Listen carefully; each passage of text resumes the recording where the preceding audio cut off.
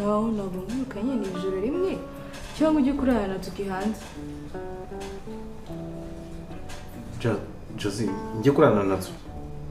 Nizurarare. N'umukozi njye kurarana. Bro, uri umuntu mukuru nawe sinzi nimba nta kintu uri kubona. Tumushyitsi ntabwo ari ngombwa ko turarana hano twese mu nzu.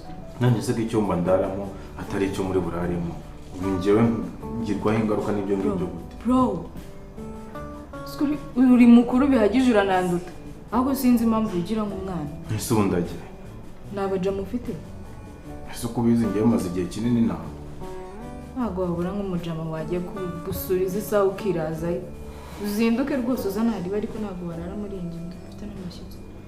Kandi umuntu aba akeneye no kwisanzura. Sikumva ariko nanjye kwicuza impamvu naje hano. Hakundi Josie uzahinduka ryari?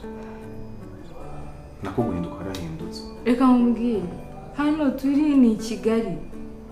Ni ugushaka ubuzima. Ubu ni izi nizo nzira wahisemo zo gushaka ubuzima. Uri kunyinjira mu buzima?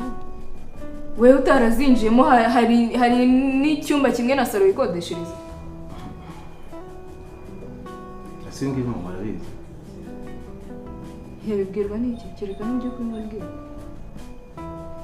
Josie, wowe no nzira urimo gukora kuvugisha ukuri kuri Imana.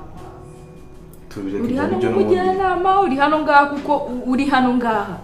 Nakubwiraga musaza wawe ariko yego musaza wanjye warukoze kungira inama gahagura kujye gushaka urana. Abusuri serious ko nagize ngo uri muri ikintu. Ayisho.